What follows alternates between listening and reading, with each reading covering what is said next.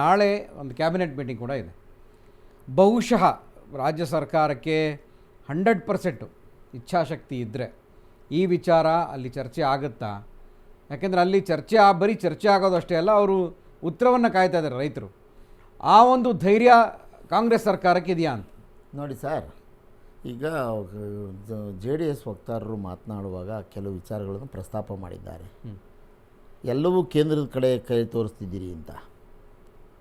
Sir, ಕುಮಾರಸ್ವಾಮಿಯವರು ಅಧಿಕಾರದಲ್ಲಿದ್ದರು.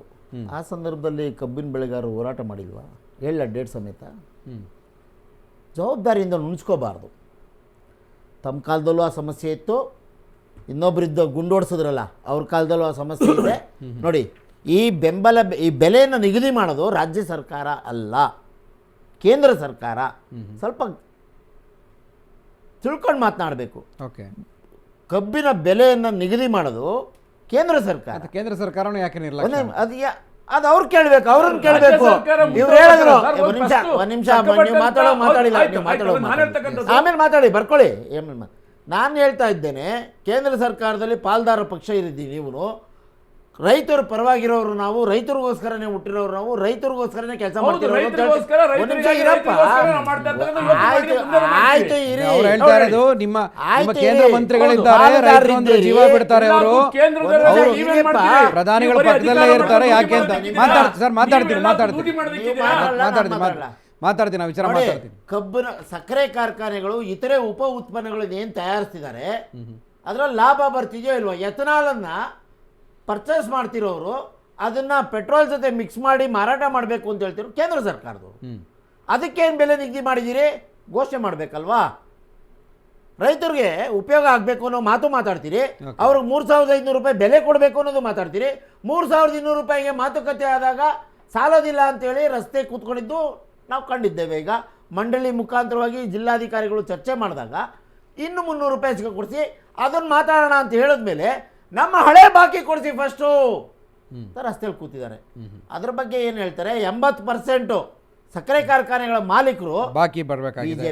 ಬಿಜೆಪಿಯ ಶಾಸಕರು, ಮಾಜಿ ಮಂತ್ರಿಗಳು ಇವರಿದ್ದಾರೆ. ನಾನು ಅವ್ರ ಮೇಲೆ ದೋಷಾರೋಪಣೆ ಮಾಡ್ತಿಲ್ಲ, ಇದ್ದಾರೆ.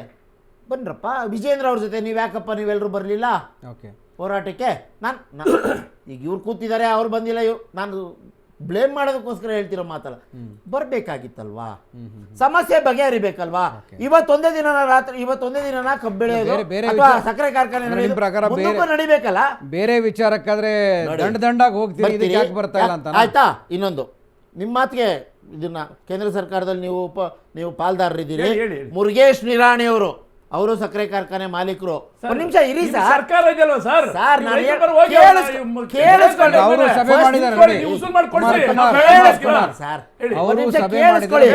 ಮುರುಗೇಶ್ ನಿರಾಣಿ ಅವರು ಏನು ಒಳ್ಳೆ ಕೆಲಸ ಮಾಡಿದ್ದಾರೆ ಅನ್ನೋದು ಹೇಳ್ತಿದ್ದೀನಿ, ಕೇಳಿಸ್ಕೊಳ್ಳಿ. ಕೇಂದ್ರ ಸರ್ಕಾರಕ್ಕೆ 30 ಪುಟಗಳಿಗಿಂತ ಹೆಚ್ಚು ಪತ್ರ ಬರೆದಿದ್ದಾರೆ ಸರ್.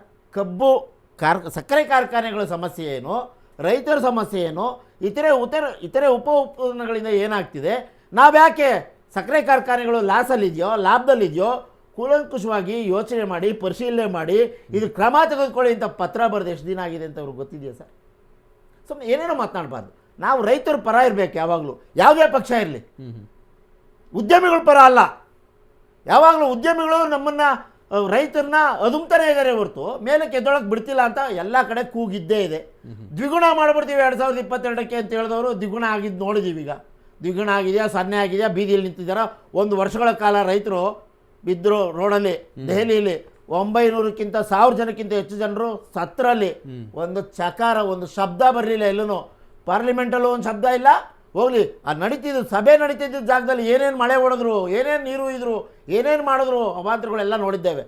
ನಾನು ಹೇಳ್ತಾ ಇದ್ದೇನೆ, ರೈತರು ದಯಮಾಡಿ ನೋಡಪ್ಪ, ನಿಮಗೆ ನೋವಾಗ್ತಿದೆ, ನಮಗೆ ಗೊತ್ತಿದೆ. ನಮ್ಮ ಸರ್ಕಾರ ಸಕಾರಾತ್ಮಕವಾಗಿ ಸ್ಪಂದಿಸಿ ನಿಮ್ಮ ಜೊತೆ ನಿಂತ್ಕೊಳ್ಳುತ್ತೆ. ನಾಳೆ ಕ್ಯಾಬಿನೆಟ್ ಅಲ್ಲಿ ನಾಳೆ ಬೆಳಗ್ಗೆ ಈಗಾಗಲೇ HK ಪಾಟೀಲ್ ಅವರು, ಶಿವಾನಂದ ಪಾಟೀಲ್ ಅವರು, MB ಪಾಟೀಲ್ ಅವರು ಮತ್ತು ಸತೀಶ್ ಜಾರಕಿಹೊಳಿ ಅವರು, ಜಿಲ್ಲಾಧಿಕಾರಿಗಳು ಮತ್ತು ಮಂಡಳಿ ಎಲ್ಲರೂ ಕೂತು ಚರ್ಚೆ ಮಾಡಿ ಈಗ ತಾತ್ಕಾಲಿಕವಾಗಿ ಏನು ಸಮಸ್ಯೆ ಸಿಗುತ್ತೆ ಅಂತ ಅನ್ಸುತ್ತೆ ನಿಮಗೆ? ಖಂಡಿತ ಭರವಸೆ ಇದೆ.